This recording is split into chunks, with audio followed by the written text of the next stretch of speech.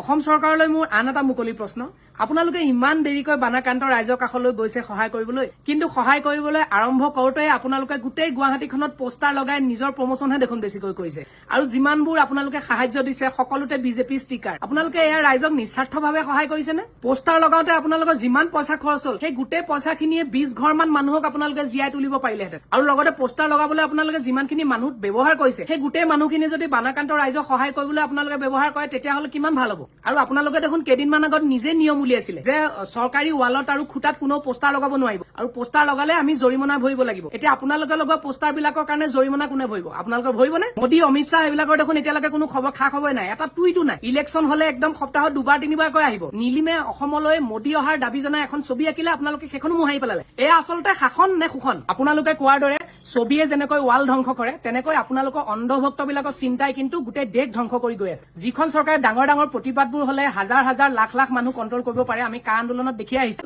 সেইখন চৰকাৰে আকৌ আমাক কয় যে মোদী আহিলে তেওঁলোকে কণ্ট্ৰল কৰিব নোৱাৰিব উত্তৰাখণ্ড আৰু পঞ্জাৱত বানপানী হওঁতে যে প্ৰধানমন্ত্ৰী দৌৰ মাৰি গৈছিল তাৰ মুখ্যমন্ত্ৰীয়ে কেনেকৈ মেনেজ কৰিছিল আপুনি যে নোৱাৰে কাম কৰে 20 টকাৰ কথা কয় 80 টকাৰ এনেকে নহব নহয় আপোনালোকে ভালকৈ কাম কৰক ভালকে কাম কৰিলে আপোনালোকক ৰাইজে নিজে প্ৰমোচন কৰিব আপোনালোকৰ মাজতে দুই এজন এনেকুৱা এমএলএ আছে যিয়ে প্ৰমোচন নোহোৱাকৈ জিকিছে ৰাইজৰ কাম কৰি কালি শিৱসাগৰ দুজন মন্ত্ৰীয়ে কঠীয়া খিচাক লৈ বহুতে তুচ্ছ তাচ্ছিল্য কৰিছে মই কিন্তু তাত এটা পজিটিভ সাইড দেখা পাইছো মন্ত্ৰী দুগৰাকীয়ে কঠীয়া খিচাৰ মাধ্যমেৰে ৰাইজলৈ এটা পজিটিভ বাৰ্তা প্ৰেৰণ কৰিছে যে আপোনালোকে জীৱনটো নতুনকৈ আৰম্ভ কৰক নতুনকৈ খেতি কৰক আমি লগত আছো শিৱসাগৰ যোৰহাট আকৌ আগৰ নিচিনা নোহোৱালৈকে আপোনালোকে নিখুঁতভাৱে কাম কৰক আপোনালোকে কি কৰিব সেয়া মোৰ নজৰতো থাকিব ৰাইজৰ নজৰতো থাকিব গতিকে সাৱধান